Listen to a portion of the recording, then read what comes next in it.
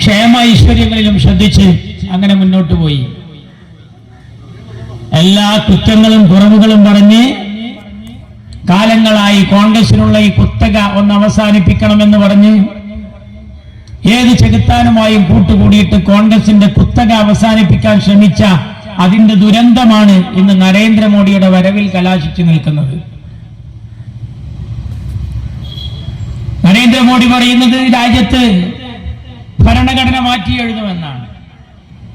ആ കാര്യത്തിൽ ഇവിടെ നമുക്ക് വിശ്വസിക്കാം ഇന്ത്യൻ നാഷണൽ കോൺഗ്രസിനെ. കാര്യം അവര് ഭരണഘടന നേരത്തെ കയ്യിൽ വെച്ചവരും ഭരണഘടന എഴുതിയുണ്ടാക്കാൻ വട്ടമേശ സമ്മേളനക്കൊപ്പം ഇരുന്നവരും അംബേദ്കർ നിയമനിർമ്മാണ സഭയിലെത്തി ഭരണഘടനാ ശില്പിയായി ഈ രാജ്യത്തിനു വേണ്ടി നിയമനിർമ്മാണങ്ങൾ നടത്തുമ്പോ അതിൽ പങ്കുകൊണ്ടവരുമാണ്.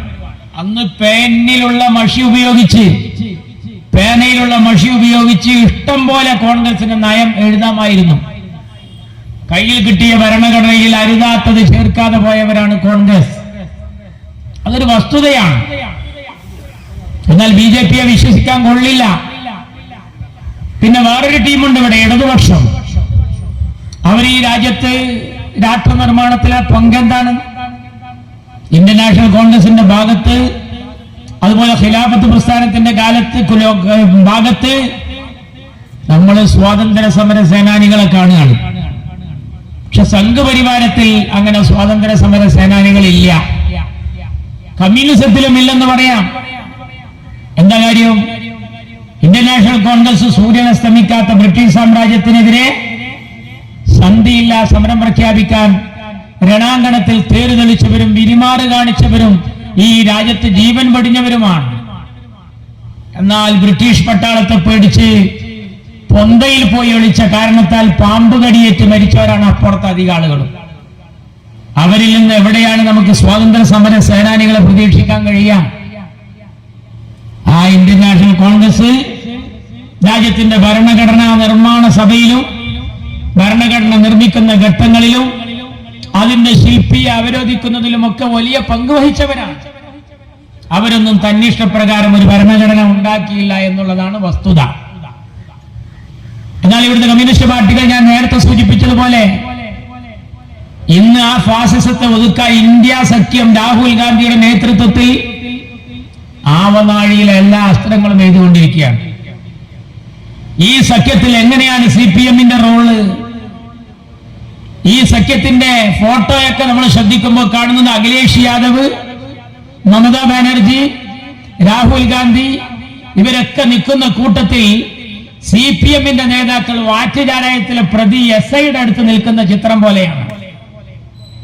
വാറ്റുചാരായത്തിലെ പ്രതികൾ SIയുടെ അടുത്ത് നിൽക്കുമ്പോഴുള്ള ചിത്രം എങ്ങനെ? പിടിച്ച SIക്ക് ഒരു ഗെറ്റപ്പ് ഉണ്ടാവും. ഞാനാണ് ഇവരെ കൂട്ടിലടക്കുന്നത്.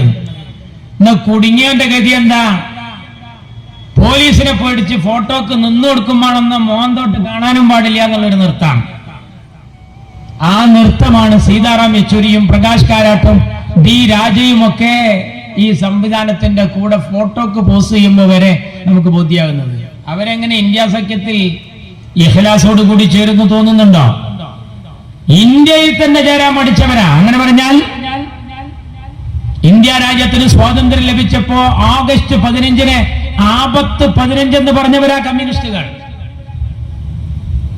വട്ടമേശ സമ്മേളനത്തിൽ മഹാത്മജി ഇരിക്കുമ്പോ ഗാന്ധിജിയുടെ ആ ഇരുത്തത്തെ പരിഹസിച്ച് ഇവര് പറഞ്ഞത് എന്താ? വെളുത്ത സായിപ്പ് പോയി, കറുത്ത സായിപ്പ് വന്നു. അവരെങ്ങനെയാണ് പിന്നെ ഇന്ത്യ സഖ്യത്തിൽ? അവർക്ക് ആത്യന്തികമായി കോൺഗ്രസ് മുക്ത ഭാരതമാണ് ലക്ഷ്യം. അതൊരു കാലത്ത് BJPയെ സഹായിച്ച് നടത്തി. അതിന്റെ ദുരന്തകാലമായിരുന്നു VP സിംഗിന്റെ കാലം. VP സിംഗ് എങ്ങനെയാ അധികാരത്തിൽ നിന്ന് ഇറങ്ങിയത്? എങ്ങനെയാ VP സിംഗ് അധികാരം കൈയാടിയിരുന്നത് എന്ന് പറഞ്ഞാൽ തിരിയൂല. ഇങ്ങനെ പറഞ്ഞാലാ മനസ്സിലാവുക. VP സിംഗ് അധികാരത്തിൽ നിന്ന് മാറിയത് BJP പിന്തുണ പിൻവലിച്ചപ്പോഴാണ്. അപ്പൊ അവിടെ നിന്നിരുന്നതോ BJP താങ്ങിയപ്പോൾ. VP സിംഗ് ഏത് മുന്നണിയിലാ? മാർക്സിസ്റ്റുകാർ, EMS നമ്പൂതിരിപ്പാട്, NT രാമറാവു അടങ്ങുന്ന ആ ടീമിന്റെ കൂട്ടത്തിലായിരുന്നു VP സിംഗ്. BJPയുടെ പിന്തുണയോടുകൂടി BJP എതിർക്കുന്ന ഒരു സ്വഭാവം.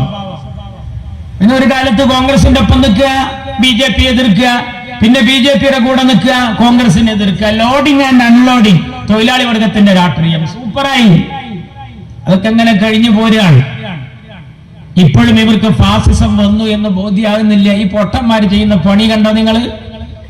15 സ്ഥലത്ത് മാത്രം മത്സരിക്കുന്ന ഇവര് പ്രകടന പത്രിക ഉണ്ടാക്കിയിരിക്കുന്നു. ഞാൻ അത്ഭുതപ്പെടുകയാണ്. എന്റെ നാട്ടിലെ ഓവും ഘട്ടം ഇരിക്കുന്ന ബീഡി വലിച്ച് ദുന്യാവൊരു പുകാക്കിയിരിക്കുന്ന ഒരു കുഞ്ഞാപ്പുണ്ട്. ലെവലില്ല അവന്. ഓൻ പറയുന്ന വർത്താനം എന്താ അറിയോ? ഞാൻ ഈ രാങ്ങാട്ടൂർ മഹലിന്റെ സെക്രട്ടറി ആയാൽ എല്ലാ പെരേൽക്കും ഞാൻ ഓരോ പവയം കൊടുക്കുന്നതാണ്. ഇപ്പത്തെ സെക്രട്ടറി പറയുകയാണെങ്കിൽ നമുക്ക് വിശ്വസിക്കാം. കാരണം അയാൾ നിലവിൽ സെക്രട്ടറിയാ. ഇനി ആരെങ്കിലും സെക്രട്ടറി ആകാൻ പോണോന്നുണ്ടെങ്കിൽ ഓൻ പറഞ്ഞാലും വിശ്വസിക്കാം. കാര്യം ആകുന്നൊരു പ്രതീക്ഷ ഉണ്ട്. ജമ്മത്തിൽ ജുമായക്ക് പോലും വരാത്ത തല തിരിഞ്ഞ ഇവന് ഞാൻ മഹൽ സെക്രട്ടറി ആയാ കൊടുക്കുന്നു പറഞ്ഞാൽ ആരാ വിശ്വസിക്കുക? ആ പ്രകടന പത്രികയിൽ പറയുന്നത് എന്താ? ഞങ്ങൾ ഈ രാജ്യത്ത് പൗരത്വം നടപ്പിലാക്കില്ല. ഞാൻ ചോദിക്കട്ടെ, അതിന് നിങ്ങൾ ഈ 15 സീറ്റുള്ള നിങ്ങൾ എങ്ങനെയാ വരിക? 545 അംഗങ്ങളാണ് ഇന്ത്യൻ പാർലമെന്റിൽ. അതിൽ എണ്ണുമ്പോ 272 തികയണം. ഇതാകെ 15 അവർ പോങ്ങ. ഇവർക്ക് എങ്ങനെയാണ് ഈ രാജ്യത്ത് അധികാരം കയ്യേറി ഇത് നടപ്പിലാക്കൂല എന്ന് പറയാൻ കഴിയാ? കഴുത്തിന്റെ കീഴ്പോട്ട് കുഴഞ്ഞ ഒരു വാതരോഗി ഞാനാണ് മിസ്റ്റർ ഇന്ത്യ, എനിക്ക് ബ്ലാക്ക് ബെൽറ്റ് കിട്ടിയിരിക്കുന്നു എന്ന് പറയുന്നതിന് തുല്യമല്ലേ ഈ അപായ സൂചനയുള്ള വർത്താനം? അവർ ഈ രാജ്യത്തെ വിഡ്ഢികളാക്കുക. അതാ നമ്മൾ കാണുന്നത്. ഈ തെരഞ്ഞെടുപ്പ് കമ്മ്യൂണിസ്റ്റ് മാർക്സിസ്റ്റ് പാർട്ടിക്കും മാഞ്ഞാളം കൊഞ്ചൽ മാത്രമാണ്. രാജ്യത്തിന്റെ അംഗീകാരം നഷ്ടപ്പെടാതിരിക്കാനാണ് നമ്മൾ ഈ തെരഞ്ഞെടുപ്പിനെ കാണുന്നത്. പക്ഷെ മാർക്സിസ്റ്റ് പാർട്ടി അങ്ങനല്ല. അവരുടെ ദേശീയ അംഗീകാരം നഷ്ടപ്പെടാതിരിക്കാനാണ്. അതിനുവേണ്ടിയാണ് പൊന്നാനിയിലെ സ്ഥാനാർത്ഥിക്ക് അരിവാള് നൽകി ആദരിച്ചിരിക്കുന്നത്. മാർക്സിസ്റ്റ് പാർട്ടിയിൽ അരിവാള് കിട്ടണമെങ്കിൽ 18 അടവും പമ്പരം പാച്ചിലും കുത്തിത്തിരിപ്പും കുതന്ത്രവും മുഴുവൻ നടത്തണം. മാർക്സിസ്റ്റ് പാർട്ടിക്ക് വേണ്ടി അധ്വാനിച്ച KT ജലീൽ പോലും ഓട്ടോറിക്ഷയിൽ സഞ്ചരിക്കുമ്പോൾ മിനിഞ്ഞാന്ന് വരെ ലീഗിലായിരുന്ന ഹംസക്ക് എങ്ങനെ അരിവാള് കിട്ടി എന്നത് സാധാരണ സഖാക്കൾ ഒരു പൊതുയോഗം വെച്ച് ഈ ആലത്തിയൂർ അങ്ങാടിയിൽ വിശദീകരിക്കേണ്ടതാണ്. ഒരാൾക്ക് അരിവാള് കിട്ടണമെങ്കിൽ അവന് ബ്രാഞ്ച് കമ്മിറ്റി പോയി മുദഫരിദ് ഓതി, ബ്ലോക്ക് കമ്മിറ്റിയിലും ലോക്കൽ കമ്മിറ്റിയിലും ഫത്വൽ മൊയ്ൻ ഓതി, അവിടുന്ന് നെഹ്റു സർഫൊക്കെ പാസ്സായി ചൈനയിൽ പോയി സനത് വാങ്ങി വരണം. അതാണ് മാർക്സിസ്റ്റ് പാർട്ടിയുടെ സ്വാർത്ഥം പറഞ്ഞത്. അതൊക്കെ കീഴ്മേൽ മറിച്ചു. ഹംസ ചെന്നപ്പോത്തിന് കിട്ടിയ അരിവാൾ മോണ്ടിസോറി തന്നെ ഡോക്ടറേറ്റ്. വല്ലാത്തൊരു കൗതുകം. ഒരു 10ാം ക്ലാസ് കഴിയുകയാണെങ്കിൽ നമുക്ക് സമ്മതിക്കാമായിരുന്നു. നിങ്ങൾ അറിയണം എങ്ങനെയാ ഈ സ്ഥാനാർത്ഥി വരുന്നത്. എന്താ മൂപ്പര് പ്രശ്നം? കുഞ്ഞാലിക്കുട്ടി കമ്മ്യൂണിസ്റ്റ് പാർട്ടിയുമായി ലോഹ്യത്തിലാണ്. മാർക്സിസ്റ്റ് പാർട്ടിയുമായി കുഞ്ഞാലിക്കുട്ടി ലൈനടിക്കുന്നു എന്ന് പറഞ്ഞാണ് ഹംസ ലീഗിൽ നിന്ന് പോകുന്നത്. അപ്പൊ ഹംസ അരിവാൾ ചുറ്റിക നക്ഷത്രവുമായാണ് കടന്നു വരുന്നത്.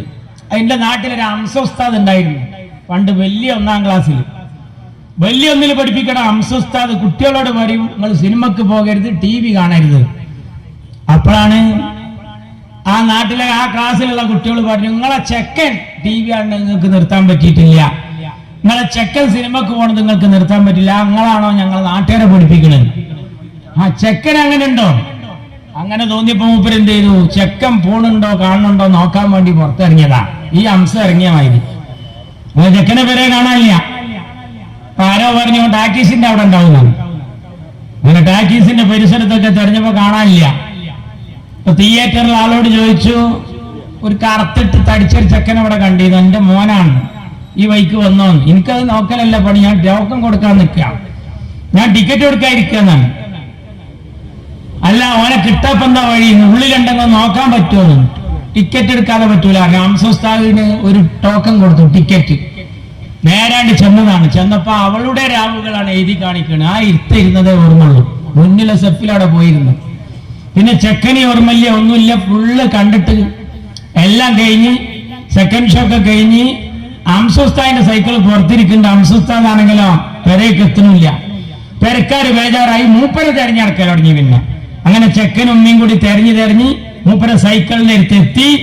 അങ്ങനെ നോക്കുമ്പോഴുണ്ട് ടാക്കീസിൽ നിന്ന് സെക്കൻഡ് ഷോ കഴിഞ്ഞ് കണ്ണും തിരുമ്പി ഇറങ്ങിയിരുന്നു മൂപ്പര്. കുഞ്ഞാലിക്കുട്ടി മാർച്ചിട്ട് പാർട്ടിയുമായി മൊഹബത്തിലാന്ന് പറഞ്ഞ ഹംസ ഇപ്പൊ കണ്ണും തിരുമ്പി ഇറങ്ങിയിട്ട് AKG സെന്ററിൽ അരിവാളേറ്റ് ഇറങ്ങി വരുന്ന കാഴ്ച കണ്ടിട്ട് ആ ഹംസുസ്താദിന്റെ അളിയനാണോ ഈ ഹംസ എന്ന് നമുക്ക് തോന്നിപ്പോവുകയാണ്. നിങ്ങൾ അറിയണം, മാർച്ചിട്ട് പാർട്ടിക്ക് ഈ തെരഞ്ഞെടുപ്പ് ദേശീയ അംഗീകാരം നഷ്ടപ്പെടാതിരിക്കാനുള്ള ഒരു തെരഞ്ഞെടുപ്പ് മാത്രമാണ്. അങ്ങനെയാണ് അവരിതിനെ കാണുന്നത്. അവര് പറയാണ്, ഞങ്ങൾ അധികാരത്തിലേറിയാൽ പൗരത്വം നടപ്പിലാക്കില്ല. നിങ്ങൾ അധികാരത്തിൽ എടുത്ത കേസ് ഒന്ന് പിൻവലിക്കാൻ നിങ്ങൾക്ക് പറ്റുമോ? നാസർ ഫൈസി കൂടത്തായി തൊട്ട് ഹമീദ് വാണിയമ്പലം വരെ ആ സമൻസ് കൈപ്പറ്റിയിരിക്കുകയാണ്. യോഗി ആദിത്യനാഥ് കഴിഞ്ഞാൽ BJP അല്ലാത്തൊരു ഗവൺമെന്റ് ഏറ്റവും കൂടുതൽ കേസെടുത്തത് ഈ കേരളത്തിലാണ്. ഇയാൾ ആളുകളെ തെറ്റിദ്ധരിപ്പിക്കുകയാണ്. ഒരിക്കൽ കേരളത്തിന്റെ നിയമസഭയിൽ നമ്മുടെ MLA ചോദിച്ചു, ഈ CAA NRC വിഷയത്തിൽ വല്ല കേസും എടുത്തിട്ടുണ്ടോ? എഴുന്നേറ്റ് നിന്നു നമ്മുടെ മുഖ്യമന്ത്രി പിണറായി. അയാൾ പറഞ്ഞത് ഓർക്കുണ്ടോ നിങ്ങള്? എന്നെ ഈ CAA NRC വിഷയത്തിൽ കേസെടുക്കൽ നമ്മുടെ നയമേ അല്ല. നിങ്ങൾ കണ്ടില്ലേ സോഷ്യൽ മീഡിയയിൽ വരുന്നത്? കേട്ടു. പൗരത്വ വിഷയത്തിൽ കേസെടുക്കൽ നമ്മുടെ നയമേ അല്ല. ഇപ്പൊ എന്താ അയാൾ പറയുന്നത്? കേസ് പിൻവലിക്കുന്നു. എവിടെ പിൻവലിക്കണങ്ങ് എടുക്കണ്ടേ? അപ്പൊ എടുത്തുകണേ, എന്നാ എടുക്കൽ ഞങ്ങളുടെ നയമേ അല്ല. യഥാർത്ഥത്തിൽ നിങ്ങൾ ആരുടെ കൂടെയാണ് ഇവിടെ? ഇപ്പോ പൗരത്വ വിഷയത്തില് പൗരത്വ ക്യാമ്പസിൽ കാമുകനായ പിണറായിയുടെ വിസിലടി കണ്ട് ചില ആളുകളൊക്കെ കാമുകിയാവാനുള്ള ശ്രമം നടത്തി നോക്കുന്നുണ്ട്. അവരോട് ഞങ്ങൾ വിനീതമായി പറയാണ്, അങ്ങനെ എങ്ങാനും നിങ്ങളെ കല്യാണം നടന്നാൽ ഈ കാമുകന്മാർക്ക് ആദ്യ രാത്രിക്കുള്ള മണിയറയാണ് കൊല്ലത്ത് സജ്ജീകരിച്ച തടങ്കൽ പാളയം എന്ന് സാന്ദർഭികമായി സൂചിപ്പിക്കാൻ ഞങ്ങൾ ആഗ്രഹിക്കുകയാണ്. വലിയ അപകടത്തിലേക്ക് പോവുകയാണ്. കാര്യങ്ങളെ യഥാവിധി മനസ്സിലാക്കണം. പൗരത്വ വിഷയത്തിൽ ഈ ഗവൺമെന്റിന്റെ നയം എന്താണ് എന്ന് നമ്മൾ പഠിച്ചിട്ടുണ്ടോ? കേസ് പിൻവലിച്ചത് തമിഴ്നാട് മമതാ ബാനർജി ചെയ്തതുപോലെ നിരുപാധികം ഈ രാജ്യത്ത് ഇല്ലായ്മ ചെയ്യാൻ കഴിയോ? ഇപ്പോഴും പാസ്പോർട്ട് എൻക്വയറിക്ക് തിരൂർ സ്റ്റേഷനിൽ ചെന്നാൽ, കുറ്റിപ്പുറം പോലീസ് സ്റ്റേഷനിൽ ചെന്നാൽ കുട്ടികളോട് ചോദിക്കുന്ന ഒരു ചോദ്യമുണ്ട്. നാളെ പള്ളിന്റെ അവിടുന്ന് പോയ ജാഥയിൽ ഉണ്ടായിരുന്നോ എന്ന്. ഏതാ ജാഥ എന്നറിയാം? KT ജലീലിനെ ഇരുത്തിയാണ് തെക്കൻ കേരളത്തിലെ ആലിമീങ്ങൾ പറഞ്ഞത്, ഞങ്ങളെ കുട്ടികളുടെ പേരിലേക്കുള്ള കേസൊക്കെ എടുത്തിട്ട് അത് പിൻവലിച്ചതിന്റെ ശേഷം മതി ഈ വാചക കസർത്ത് എന്ന്. അങ്ങനെ പറയാൻ കഴിയണം. കാരണം കമ്മ്യൂണിസ്റ്റ് പാർട്ടി, മാർക്സിസ്റ്റ് പാർട്ടി ഈ രാജ്യത്തെ ന്യൂനപക്ഷങ്ങളുടെ വോട്ടിൽ കണ്ണും നട്ടുകൊണ്ട് അവരെ വിഡ്ഢികളാക്കുകയാണ്. പിന്നെ ഈ പ്രകടന പത്രികയിൽ പറയുന്ന മറ്റൊരു കാര്യം എന്താ? ഞങ്ങൾ UAPA ഇല്ലാതാക്കും. ചിരി വരികയാണ്. UAPA ഇല്ലാതാക്കും എന്ന് പറയുന്ന നിങ്ങള് കേരളത്തിലെടുത്തൊരു UAPA കേസുണ്ട്. അതേതാ? ഞങ്ങളെ കുട്ടിയല്ല, അലനും ത്വാഹായും മാർക്സിസ്റ്റ് പാർട്ടിയുടെ മക്കളാണ്. അവരുടെ പേരിൽ കേസെടുത്ത മാർക്സിസ്റ്റ് പാർട്ടിയാണ് പറയുന്നത് ഞങ്ങൾ അധികാരത്തിലെത്തിയാൽ ഞങ്ങൾ UAPA ഇല്ലാതാക്കുമെന്ന്. നിങ്ങൾ അറിയണം, ഏക സിവിൽ കോഡ് നിങ്ങൾ അറിയണം. പൗരത്വം എന്നത് രാജ്യത്ത് ചാൻസ് കിട്ടിയിട്ടും നടപ്പിലാക്കാത്ത പാർട്ടിയാ കോൺഗ്രസ്. ചാൻസ് കിട്ടിയപ്പോ നടപ്പിലാക്കുമെന്ന് പറയുന്നവരാ BJP. നടപ്പിലാക്കണമെന്ന് ആവശ്യപ്പെട്ടവരാണ് CPM. പൗരത്വം ഇനി ഏക സിവിൽ കോഡോ നമുക്ക് പരിശോധിക്കാം. ഏക സിവിൽ കോഡ് രാജ്യത്ത് കൊണ്ടുവരണമെന്നാണ് BJP. കൊണ്ടുവന്നു 2 സ്ഥലത്ത്, ആസാമിലും ഉത്തരാഖണ്ഡിലും.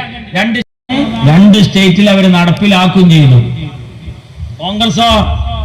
കോൺഗ്രസ് ഇന്ത്യയെ കയ്യിലെടുത്ത് അമ്മാനമാടാനുള്ള ഒരുപാട് കാലം കിട്ടിയടോ. ഇന്ത്യ രാജ്യത്ത് ചാൻസ് കിട്ടി.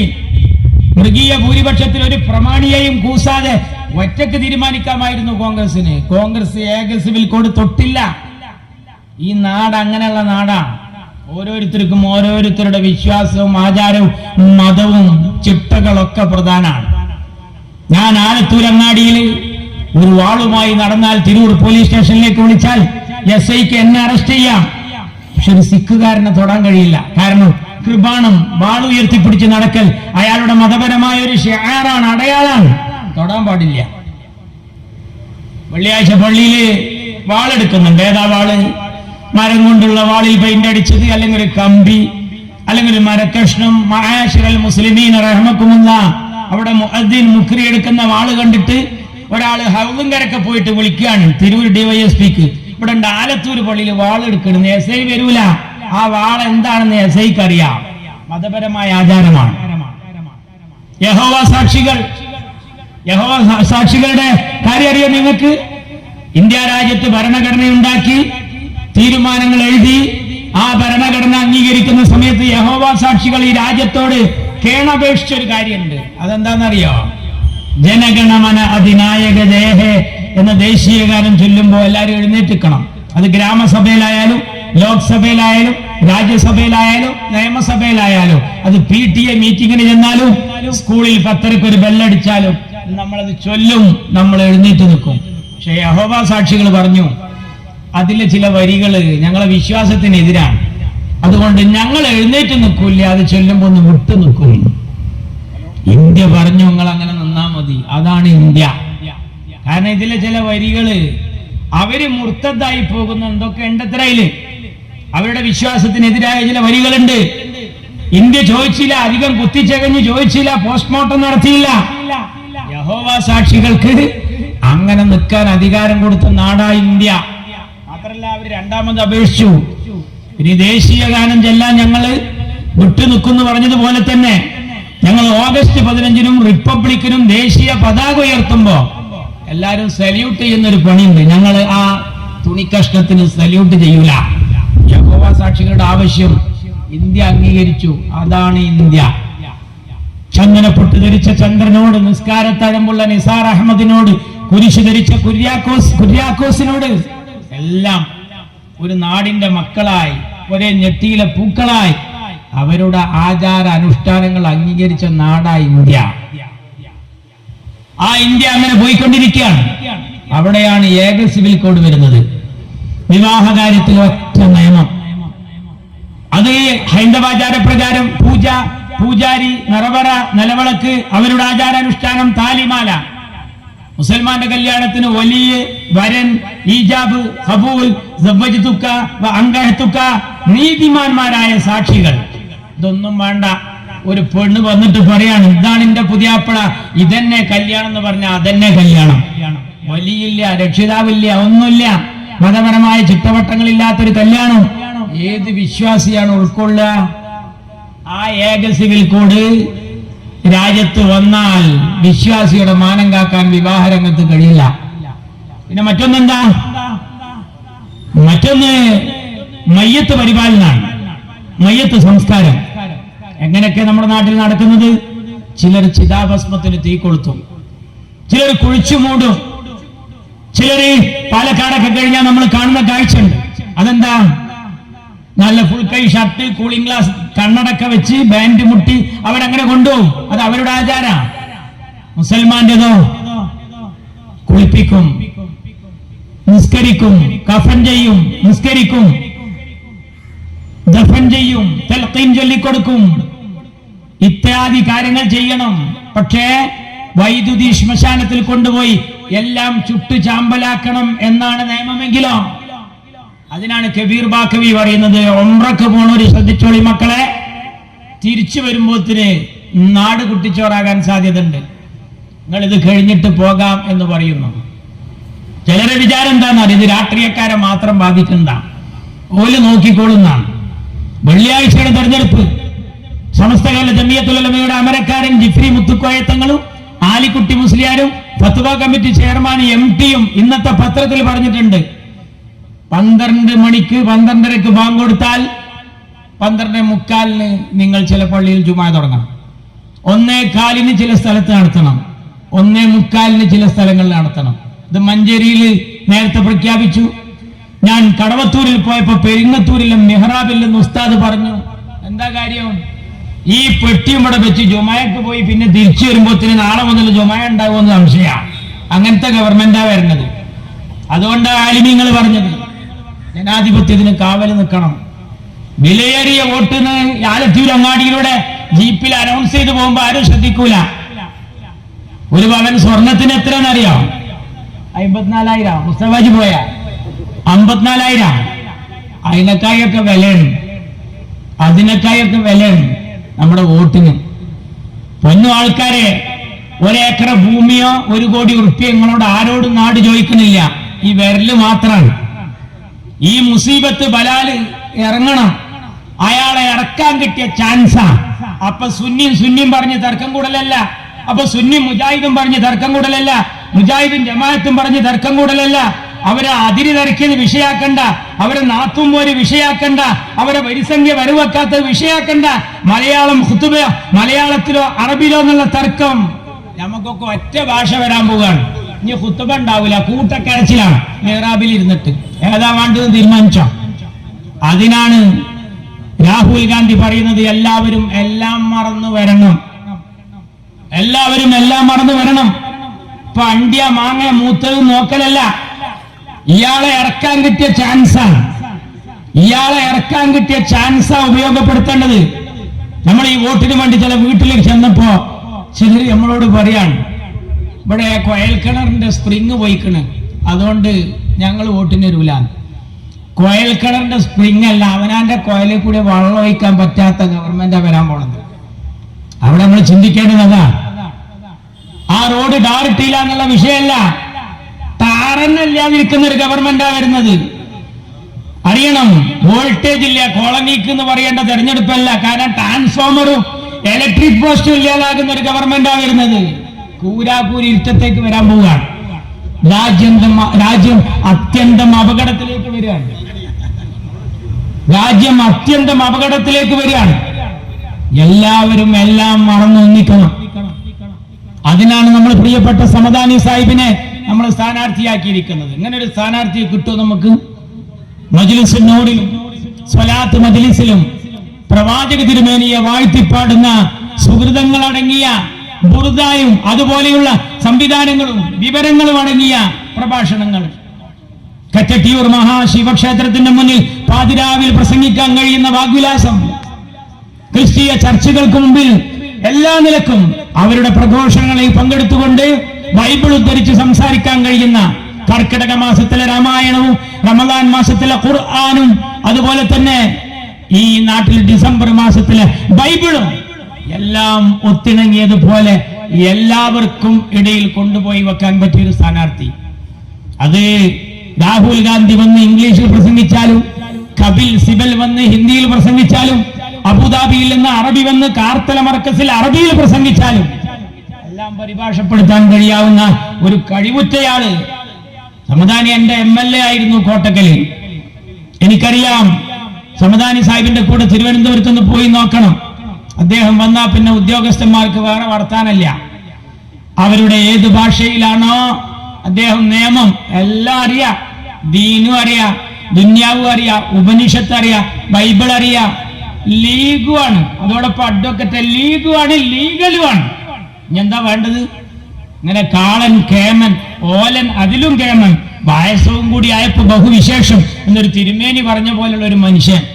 ആ മനുഷ്യന് കുറ്റും കുറവും കണ്ടെത്തുന്നവനോട് പിന്നെ ചിലക്കാതെ പോകാൻ പറയാനാണ് ഞങ്ങൾക്ക് തോന്നുന്നത്. ഇത് തെരഞ്ഞെടുപ്പ് വേറെ, അവനാന്റെ നിലനിൽപ്പ് അപകടത്തിലാകുന്ന തെരഞ്ഞെടുപ്പാ. ഇവിടെ തലപോകുന്ന തെരഞ്ഞെടുപ്പാ, കൈ എവിടെ കെട്ടണം എന്നുള്ള തെരഞ്ഞെടുപ്പല്ല. ഈ തെരഞ്ഞെടുപ്പ് എന്ന് പറയുന്നത് കൈപ്പലമേ നിലനിർത്താനും തല കാക്കാനുമാണ്. അവൻ കഷണ്ടി എന്ന് പറഞ്ഞ് തെറ്റിപ്പോവാൻ പറ്റൂല. ഈ തെരഞ്ഞെടുപ്പിൽ കഷണ്ടില്ലാത്തവനും കഷണ്ടിലുള്ളവനും തല ഉടലുമേ നിലക്കണം. അതിനുള്ള തെരഞ്ഞെടുപ്പാണ് ഈ തെരഞ്ഞെടുപ്പ്. പോലെ ഇനി ഈ രാജ്യത്തൊരു സാഹചര്യം ഇനി വരാനില്ല. അയാളെ ഇറക്കാൻ പറ്റിയ ഗോൾഡൻ ചാൻസ്. കേജ്രിവാൾ വന്നു, അഖിലേഷ് യാദവ് വന്നു, മമത വന്നു. ആരാ ഇനി കൂടെ നിൽക്കാനുള്ളത്? പരമാവധി എല്ലാവരെയും സമാഹരിച്ച് പോവുകയാണ്. അതിൽ ഇമാമായി നിൽക്കുന്നു രാഹുൽ. അവിടുന്ന് പോയി നിൽക്കണമെന്നേ നമ്മൾ പറയുന്നുള്ളൂ. അപ്പൊ ആ സമയത്ത് പ്രകാശ് കാരാട്ടിന് പൂതിയുണ്ട് ഈ ജമാഅത്തിൽ പങ്കെടുക്കണം. മൂപ്പര് വരുമ്പോ യെച്ചൂരി തോണ്ടാണ്, ഇവിടുത്തെ മൂത്താപ്പ വിളിക്കണുണ്ട്. അതാരാ? പിണറായി. ഇയാൾക്കൊരു നെറൂറത്ത് തീരാണ്ട്. അതെന്താ? ലാവ്ലിംഗ് കേസാണ്. ഇയാള് ലാവ്ലിംഗ് കേസ് തീരുമാനാവും ഇന്ത്യ സഖ്യത്തിൽ സജീവായാൽ ഇയാളെ കൂട്ടിലടക്കും. നിങ്ങൾ കണ്ടോ? മോഷണം നടത്തിയെന്നോ അഴിമതി നടത്തിയെന്നോ ഒരു ബോധ്യവും ഇല്ലാതിരുന്നിട്ടും രാഹുലിനെ ചോദ്യം ചെയ്യാൻ എന്താ ഇഡിക്കും കേന്ദ്ര അന്വേഷണ ഏജൻസികൾക്കുള്ള താല്പര്യം? ക്യാൻസർ പേഷ്യന്റാന്ന് അറിഞ്ഞിട്ടും പ്രിയപ്പെട്ട പ്രിയങ്ക ഗാന്ധിയെ ചോദ്യം ചെയ്യാൻ എന്ത് ഉത്സാഹ! എന്നാൽ കരുവന്നൂർ ബാങ്കിൽ കൊള്ളണ്ട് എന്ന് ഇന്നലെ വന്ന് തിരുവനന്തപുരത്ത് വന്ന് പറയണ മനുഷ്യൻ നരേന്ദ്രമോദി പറയാൻ ഇത്ര കോടി ഉറുപ്പ്യ അവിടെ കളവ് നടന്നു. എന്താ നിങ്ങൾ ഇങ്ങനെ ഏതുണ്ടാക്കി പോണി? നമുക്ക് മനസ്സിലായില്ല. നിങ്ങൾ അങ്ങനെ പറയുമ്പോ നിക്കണ അവിടെ അറിഞ്ഞു ഇയാള് നീക്കണ്ടേ? മൂപ്പരോട്ട് നീക്കൂല്ല. നീറ്റാ വിവരറിയും 39 തവണ മാറ്റിവെച്ചത് ലാവ്ലിൻ കേസ്. കുറെ കേസ് മാറ്റിവെച്ച അതിനൊരു വാറണ്ട് വരും, ഇല്ലെങ്കിൽ ആളെ തെരഞ്ഞു വരും. ഒന്നാളൊരു ചെറുപ്പക്കാരൻ ഫേസ്ബുക്കിലിട്ടു, എന്നെങ്ങാനും ഈ രാജ്യത്തെ കോടതി തൂക്കിക്കൊല്ലാൻ വിധിച്ചാൽ തൂക്കാൻ പോകുന്ന സമയത്ത് ഏതൊരു കൊലപ്പുള്ളിയോട് ജുഡീഷ്യറി ചോദിക്കുന്ന ഒരു ചോദ്യമുണ്ട്, അവസാനം ഉണ്ടാനും വല്ല ആഗ്രഹമുണ്ടോ? അങ്ങനെ വന്നാൽ ഞാൻ എൻ്റെ ഒരു ആഗ്രഹം പറയും, ഈ ലാവ്ലിൻ കേസ് വിധി പറഞ്ഞ് കണ്ടിട്ടൊന്ന് മരിച്ചാൽ മതിയായിരുന്നു. അങ്ങനെ പറഞ്ഞാൽ നിന്റെ കൊല നീട്ടിവെക്കുന്ന, നിന്നെ തൂക്കിക്കൊല്ലൂല. അത്രത്തോളം. ഇതിനു മുമ്പ് തൃശ്ശൂരിൽ വന്നു നരേന്ദ്രമോദി. എന്താ പ്രസംഗിച്ചത്? ഏതുണ്ടാക്കി പോവുക. എന്താ പറഞ്ഞത്? ഇവിടെ ഏത് ഓഫീസ് കേന്ദ്രീകരിച്ചാണ് സ്വർണ്ണക്കടത്ത് എന്ന് എനിക്കറിയാം, നിങ്ങൾക്കറിയല്ലേ? എന്നിട്ട് എന്താണ് ഈ മൂത്താപ്പാനെ തൊടാത്ത? നിങ്ങൾ തമ്മിൽ പരസ്പര സഹായ സംഘം അങ്ങാടിപ്പാട്ടായില്ലേ? സുരേഷ് ഗോപിയെ കുറിച്ച് നേരാ പറയുന്നത് ടോപ്പ് കാൻഡിഡേറ്റ്, നല്ല സ്ഥാനാർത്ഥിയാണ്, നല്ല സ്ഥാനാർത്ഥി. നിങ്ങൾ പഠിക്കണം. എന്താ ഇതിന്റെ പിന്നിലെ കഥ? രണ്ടു കൂട്ടർക്ക് ഒരൊറ്റ മുറാദാണ്, കോൺഗ്രസ് വിരുദ്ധ ഇന്ത്യ. കോൺഗ്രസിനെ എങ്ങനെയെങ്കിലും ഇല്ലാതാക്കണം. നിങ്ങൾ പഠിക്കണം. നരേന്ദ്രമോദി വന്ന് ഇയാളെ കുറിച്ച് പറഞ്ഞു പോകുന്നു എന്നല്ലാതെ വേറൊന്നുമില്ല. അയാൾക്ക് എന്താ ലാഭം? ഇടക്കിടക്കത് ഏതുണ്ടാക്കിയാൽ ഇയാൾക്ക് ഹാലളങ്ങും. അപ്പൊ ഇയാളോടൊരു കാര്യം പറയും, എന്നാ ലോക്നാഥ് ബെഹ്റ പിടിച്ചോ. നോക്കണെങ്കിൽ അങ്ങനെ വന്നതാണ് ഇയാള്. ഈ ലാവ്ലിൻ കേസ് വെച്ച് വില പേശ ഒരു ഉറുപ്പിയുടെ ചെലവില്ല BJPക്ക്. ഓൽക്ക് ML ഇല്ലാതെ MP ഇല്ലാതെ എല്ലാ മുറാദും കേരളത്തിൽ ഹാസിലാകുക, ഒരു ഉറുപ്പിയുടെ ചെലവില്ലാതെ. എന്താ കാര്യം? ആരാണ് ഈ ലോക്നാഥ് ബെഹ്റ? ഗുജറാത്ത് നരവേട്ടയിലെ നീതിപീഠത്തിന്റെ നോട്ടപ്പുള്ളി. പെണ്ണായ മമതയോട് ചോദിച്ചു, മോഡി ഈ മുതലിനെ അങ്ങോട്ട് തരട്ടെ. ആ പെണ്ണൊരുത്തി മമതാ ബാനർജി പറഞ്ഞു, ആ മാണിക്കക്കല്ലിനെ കണ്ട് കൊണ്ടുവരണ്ട. ആണായ തമിഴ്നാടിനോടും ചോദിച്ചു, എന്നാ പിടിച്ചോ. ആണായ തമിഴ്നാടും പറഞ്ഞു, ആ മുതലും കണ്ട് വേണ്ട. പെണ്ണായ മമത തള്ളിയ, ആണായ തമിഴ്നാട് തള്ളിയ ആ മുതലിനെ പിന്നെ ഏറ്റെടുത്തത് ആണും പെണ്ണുമല്ലാത്തൊരു ആഭ്യന്തരമാണ്. അത് പിണറായിയുടെ കേരളമാണ്. കേരളത്തിൽ ഏറ്റെടുത്തു ഇയാളെ. എത്ര ശമ്പളം എന്നറിയോ മൂപ്പരെ? ഞാൻ പറയണോ? എന്താ ലോക്നാഥ് ബെഹ്റയുടെ സുഖം എന്താണെന്നറിയോ? ലോക്നാഥ് ബെഹ്റ അമിത്ഷായുടെ വലം കൈയാണ്, നരേന്ദ്രമോദിയുടെ സഹായിയാണ്. മറക്കാൻ പറ്റുമോ ബിൽക്കീസ് ബാനുവിനെ? 14 ആളുടെ റൂഹ് പിരിയുന്നത് ആ പെണ്ണൊരുത്തി നിന്ന് കണ്ടു. 14 ആളും മരിക്കുന്നത് ഇങ്ങനെ കാണുക, ജീവൻ പോകുന്നത്. അതിലെ 3 ഡെഡ് ബോഡി ഡൈനിങ് ഹാള് കിടത്തിയപ്പോ കഫൻ തുണി നീക്കിയപ്പോ തലല്ല. 3.5 വയസ്സായ ഒരു കുട്ടിയെ കാലുകളെ പിടിച്ചിട്ട് തല നിലത്ത് അടിച്ച് കൊല്ലാണ്. നമ്മുടെ കൊയ്ത്തും മെതിയൊക്കെ കഴിഞ്ഞിട്ട് കറ്റ കെട്ടുന്നതിന് മുമ്പുണ്ടല്ലോ, എന്താ കെട്ടുക? ഒരു തീർത്ത് അത് കെട്ടും. അതിൽ നിന്നൊരു കതിരും പതിരും വേർതിരിക്കുന്നത്. അതുപോലെ മനുഷ്യന്റെ തലച്ചോറ് ചിഹ്നിച്ചു തരുന്ന കോലത്തിൽ പെരുമാറിയ ലോക്നാഥ് ബെഹ്റ ഇന്ന് കേരളത്തിലെ പോലീസുകാരുടെ തലപ്പത്തിരിക്കാൻ കാരണം പിണറായി വിജയനാണ്. അവരൊന്നും വേണ്ടെന്ന് പറഞ്ഞ ഇയാള് എങ്ങനെ ഏറ്റെടുക്കും തോന്നുന്നുണ്ടോ? പഴയ വിജയനാണെങ്കിൽ തൊടൂല. പഴയ വിജയനാണെങ്കിൽ ആരാ? ഊരിപ്പിടിച്ച വാളിന്റെ മുന്നിലൂടെ നടന്ന ആളാണ്. എവിടെയെന്ന് പഠിച്ചവനക്കറിയാം. ഏത് ഊരിപ്പിടിച്ച? അങ്ങനെയാണെങ്കിൽ പുതിയങ്ങാടി ചെക്ക് മടാൻ കാത്തിരിക്കണതിന്റെ ഇടയിൽ കൂടി ഞാനും പോയിക്കണേ. അത് വലിയൊരു കാര്യമാണോ? എന്താ പറയുന്നത്? ഊരിപ്പിടിച്ച വാളിന്റെ മുന്നിലൂടെ നടന്നവനാണെങ്കിൽ ഇയാളെ കണ്ട് തരുമ്പോ സിക്സർ അടിച്ചു വിടണ്ടേ? അതാണ് ഊരിപ്പിടിച്ച വാൾ. രമൺ ശ്രീവാസ്തവ നിങ്ങളറിയോ? അടുത്തതാ ഫേസ്ബുക്കിലൂടെ വാട്സപ്പിലൂടെ നമ്മൾ ചിത്രം കാണാം.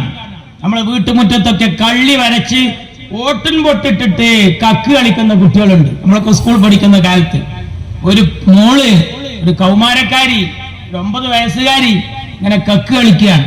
അതിലടക്ക പെട്ടെന്ന് കുട്ടി വായ പൊത്തിയിട്ട് മറിഞ്ഞങ്ങ് വീഴാ. ഇവിടെ പൊത്തിയിട്ടാണ് കുട്ടി മറിഞ്ഞു വീഴുന്നത്. ഒരു സൈഡ് ഒരു പല്ലുവേദന വന്നതുപോലെ കുട്ടി അങ്ങനെ ശരിയാ. കുട്ടിയുടെ അമ്മാവൻ ഓടി വന്നു.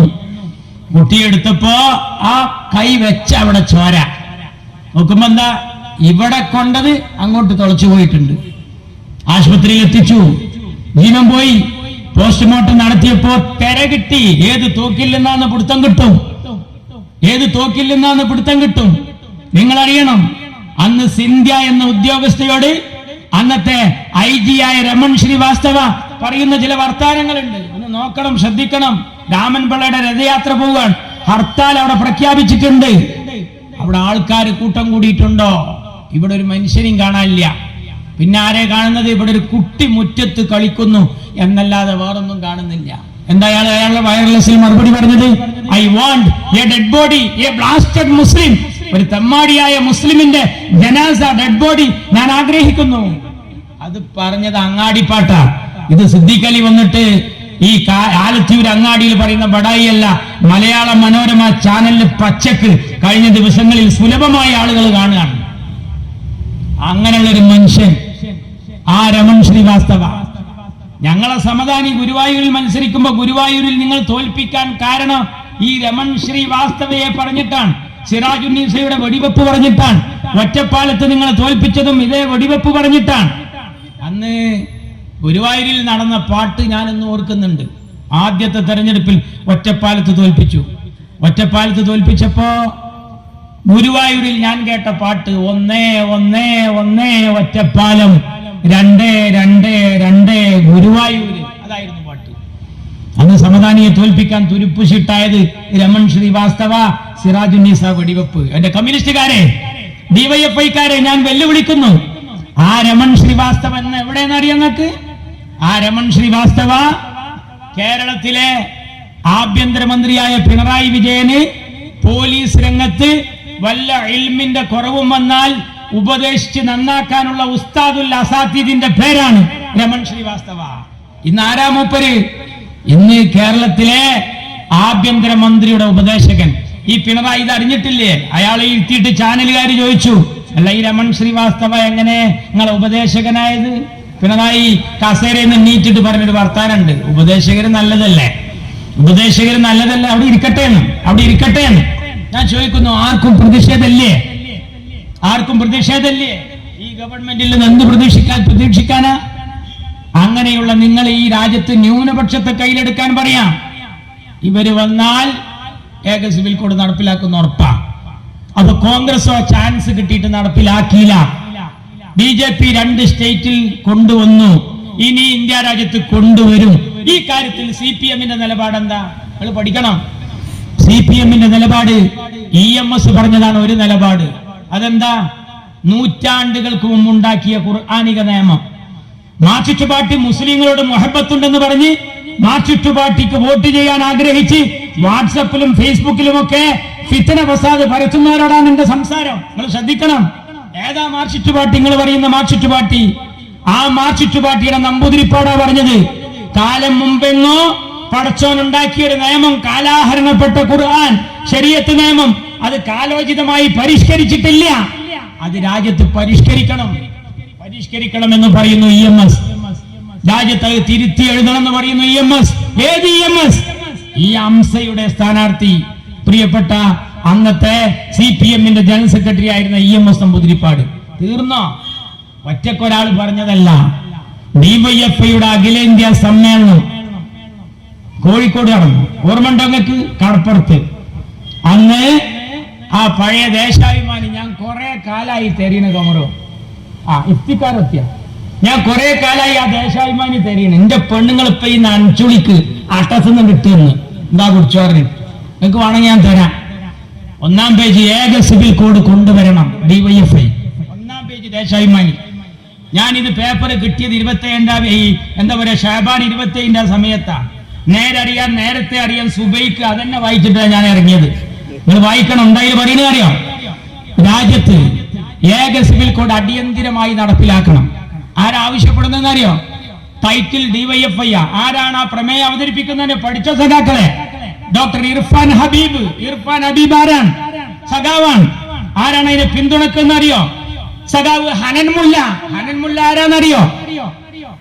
പശ്ചിമ ബംഗാളിലെ മുല്ല ടീമിൽപ്പെട്ട, മാർക്സിസ്റ്റ് പാർട്ടിയുടെ ടീമിൽപ്പെട്ടയാളാണ്. ആര്? ഇയാൾ. DYFIയുടെ സമ്മേളനം. ആ സമ്മേളനത്തിൽ ആവശ്യപ്പെടുക രാജ്യത്ത് ഏക സിവിൽ കോഡ് നടപ്പിലാക്കണം.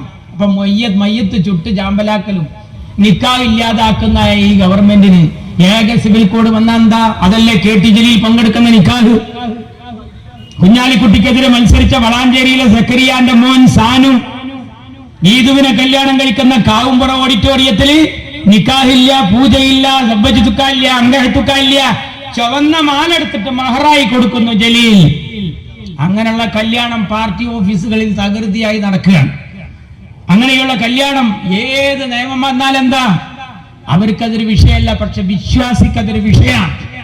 ഏക സിവിൽ കോഡ് വന്നാൽ ആ ഏക സിവിൽ കോഡ് രാജ്യത്ത് ചാൻസ് കിട്ടിയിട്ടും നടപ്പിലാക്കാത്തവരാണ് ആര്? ചാൻസ് കിട്ടിയിട്ടും നടപ്പിലാക്കാത്തവരാണ് കോൺഗ്രസ്. എന്നാൽ ചാൻസ് കിട്ടിയപ്പോ 2 സ്റ്റേറ്റിൽ കൊണ്ടുവരികയും ഇന്ത്യയിൽ കൊണ്ടുവരും എന്ന് പറയുന്നവരാ ആര്? BJP. നടപ്പിലാക്കണം എന്ന് പ്രമേയം പാസാക്കിയവരാരാ? CPM. പടച്ചോൻ കാത്തതാ ഡൽഹി വിധിക്കാഞ്ഞത്. അവരെങ്ങ അധികാരത്തിലേറിയിരുന്നുവെങ്കിൽ അവരത് കൊണ്ടുവരും. ഹിജാബ് എടുക്കൂ നിങ്ങൾ. ഇതിനു മുമ്പെങ്ങാൻ കോൺഗ്രസ് രാജ്യത്ത് പൊട്ടു തൊട്ടതോ തട്ടമിട്ടതോ നോക്കി നടന്നിരുന്നോ? കോൺഗ്രസ് ഹിജാബിൽ തൊട്ടിരുന്നോ? എന്നാൽ ഹിജാബിൽ തൊട്ടു. കർണാടകയിൽ സംഘപരിവാരം മക്കളെ ധരിച്ച കുട്ടിയെ ജയ് ശ്രീരാം വിളിപ്പിക്കുന്ന പ്രവണതയിലേക്ക് നാടുപോയി. കലാപകലുഷിതമായ അന്തരീക്ഷം കലാലയങ്ങളിൽ വന്നു. അപ്പോ നമ്മൾ ആലോചിക്കേണ്ടത് എന്താ? രാജ്യത്ത് BJP അധികാരത്തിൽ വന്നാൽ ഹിജാബ് നിരോധിക്കും. കോൺഗ്രസ് വന്നാലോ? ചാൻസ് കിട്ടിയിട്ടും തൊട്ടിട്ടില്ല, അതിനെക്കുറിച്ച് ചർച്ചയെ ചെയ്തിട്ടില്ല. പിന്നെ മാത്രല്ല, ഇന്ദിരാഗാന്ധി വരെ തലയില് തട്ടമിട്ട് നടക്കുന്നത് പോലെ സാരി കൊണ്ട് മറച്ചവരായിരുന്നു. ഞങ്ങൾക്ക് വിശ്വാസമുണ്ട്. എന്നാ മാർക്സിസ്റ്റ് പാർട്ടിയോ? കേൾക്കണങ്ങള് ഓലെ സ്വഭാവം നമ്മൾ കണ്ടത് എപ്പോഴാന്നറിയാം? അവിടെ കർണാടകയിൽ ആ വിഷയം വന്നപ്പോ നമ്മളെ നാട്ടിലൊരു പേപ്പറിന്റെ പേര് എപ്പ പറയണില്ല, ഒരു പേപ്പർ എഴുതുകയാണ്. കേരളം കർണാടകയെ കണ്ടുപിടിക്കട്ടെ എന്നോലൊക്കെ. എന്താ അറിയോ? കേരളത്തിൽ ഒരു തട്ടവിഷയം നടന്നു കുറ്റ്യാടി സ്കൂളില് ക്ലാസ്സിൽ NCC സ്കൗട്ട് ആൻഡ് ഗൈഡ്സ് ക്ലാസ്സിൽ കയറാൻ വേണ്ടിയിട്ട് ഒരു കുട്ടി നിൽക്കുകയാണ്. ഐ കമ്മിങ് സർ പറഞ്ഞു. ക്ലാസ് കയറട്ടെ. സ്കൗട്ട് ആൻഡ് ഗൈഡ്സിന്റെ ക്ലാസ്സാ.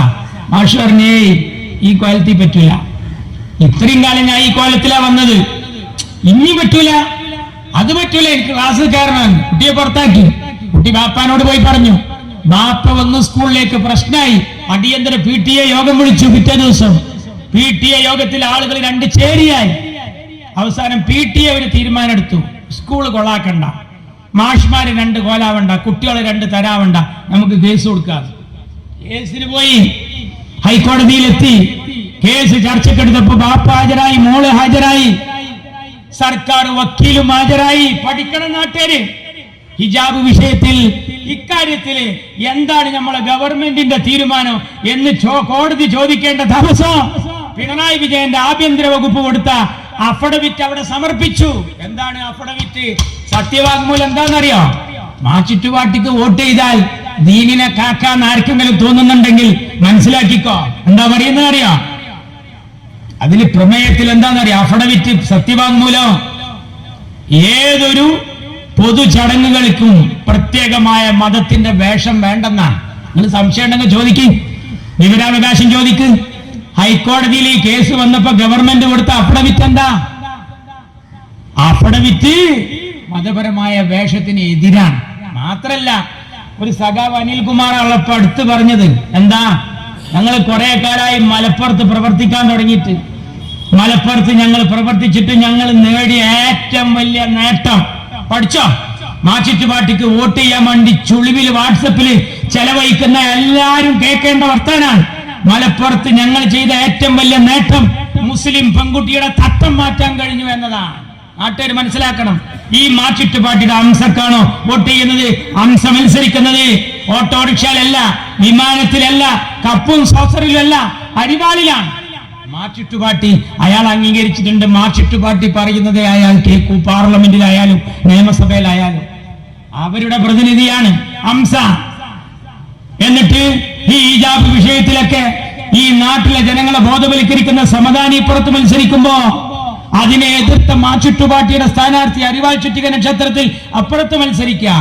ഈ അനിൽകുമാർ പറഞ്ഞത് മറക്കാൻ പറ്റുമോ? എന്താ പറയുന്നത്? ഞങ്ങൾ കുറെ കാലം ഇവിടെ പ്രവർത്തിച്ചപ്പോ മലപ്പുറത്ത് ഞങ്ങൾ ചെയ്ത ഏറ്റവും വലിയ നേട്ടം മുസ്ലിം പെൺകുട്ടിയുടെ തട്ടം മാറ്റാൻ കഴിഞ്ഞു എന്നതാണ്. നമ്മളെ വിജയരാഘവനുണ്ട്. ആര്? ശ്രീകണ്ഠനെതിരെ മത്സരിക്കുന്ന വിജയരാഘവൻ മാർക്സിസ്റ്റ് പാർട്ടിയുടെ നേതാവാ. ഞാൻ ഈ പഴയ ഡയറിയൊക്കെ ഒന്ന് എടുത്ത് പരിശോധിച്ച് നോക്കി. ഇയാൾ പറഞ്ഞൊരു വർത്താനുണ്ട്. ഏതാ ചടങ്ങെന്നറിയാം? കണ്ണൂരിലെ വർഗീയ വിരുദ്ധ റാലി DYFI സംഘടിപ്പിച്ച കണ്ണൂരിലെ വർഗീയ വിരുദ്ധ റാലിയിൽ വിജയരാഘവൻ MP, അന്നത്തെ രാജ്യസഭ MP ആണ്. അയാൾ പറഞ്ഞ എന്താണെന്നറിയാം? മുമ്പ് തങ്ങന്മാരുടെയും മുസ്ലിംമാരുടെയും വീടുകളിലെ ബുർക്കയും പർദ്ദയും ഉണ്ടായിരുന്നുള്ളൂ. ഇന്നത് കേരളത്തിൽ വ്യാപകമായിരിക്കുന്നു. ഇതെന്തോ താലിബാനോ? ആരാ ചോദിക്കണേ? കുമ്മനല്ല, LK അദ്വാനിയല്ല, ഉമാഭാരതിയല്ല, മാർക്സിസ്റ്റ് പാർട്ടിയുടെ നേതാവായ സാക്ഷാൽ വിജയരാഘവൻ ചോദിക്കുകയാണ്. പണ്ട് തങ്ങന്മാരുടെയും മുസ്ലിംമാരുടെയും വീടുകളിലെ ബുർക്കയും പർദ്ദയും ഉണ്ടായിരുന്നുള്ളൂ. ഇന്നത് കേരളത്തിൽ വ്യാപകമായിരിക്കുന്നു. ഇതെന്തോ താലിബാനോ? വിശ്വസിക്കാൻ കൊള്ളോ? നമ്മൾ പഠിക്കണം. എന്നിട്ട് ഇവിടെ മുസ്ലിം ലീഗിനെയും കോൺഗ്രസിനെയും പരാജയപ്പെടുത്താൻ വേണ്ടി പല തന്ത്രങ്ങളും ആവിഷ്കരിച്ച് നീങ്ങുന്നവർ മനസ്സിലാക്കേണ്ടത് രാജ്യം കുട്ടിച്ചോറാകുന്ന അവസാനത്തെ ബസ് വരുന്ന തെരഞ്ഞെടുപ്പാണിത്. ഈ തെരഞ്ഞെടുപ്പിൽ എല്ലാവരും എല്ലാം മറന്ന് ഒന്നിക്കുകയാണ് 26-ാം തീയതി വേണ്ടത്. അതെല്ലാവരുടെയും നിലനിൽപ്പിന് വേണ്ടിയാണ്.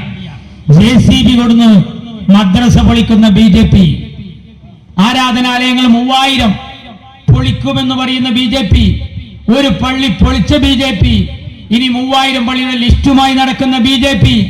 ഈ രാജ്യത്തിൽ അധികാരത്തിലേറിയാൽ ഏത് പള്ളി കാക്കാനാ? കോൺഗ്രസ് ഈ രാജ്യത്ത് പള്ളി പൊളിക്കൽ ഒരു നയമായി സ്വീകരിച്ച പാർട്ടിയാണോ? ഞാൻ ചോദിക്കുകയാണ്. അങ്ങനെയാണെങ്കിൽ ഇന്ത്യയെ കയ്യിലെടുത്ത അമ്മാനമാടുള്ള ഭൂരിപക്ഷം കോൺഗ്രസിന് കിട്ടിയിട്ടുണ്ട്. കോൺഗ്രസ് എങ്ങാനും അങ്ങനെ ഒരു ചിന്ത രാജ്യത്ത് കൊണ്ടുവന്നിരുന്നുവെങ്കിൽ ഏതുപോലെ ബുഹാറയിലും സമർക്കന്ദിലും സോവിയറ്റ് റഷ്യയിലും ബംഗാളിലും കമ്മ്യൂണിസ്റ്റ് പാർട്ടി ചെയ്തതുപോലെ കോൺഗ്രസിന് ഒരു നയം ഉണ്ടായിരുന്നുവെങ്കിൽ ലീഗുകാരനായ ഞാൻ പറയട്ടെ, സർവശക്തനായ അള്ളാഹുവിന്റെ മുമ്പിൽ സുജൂദ് ചെയ്യാൻ ഇന്ത്യയിൽ ഒരൊറ്റ മസ്ജിദ് ഉണ്ടാകുമായിരുന്നില്ല.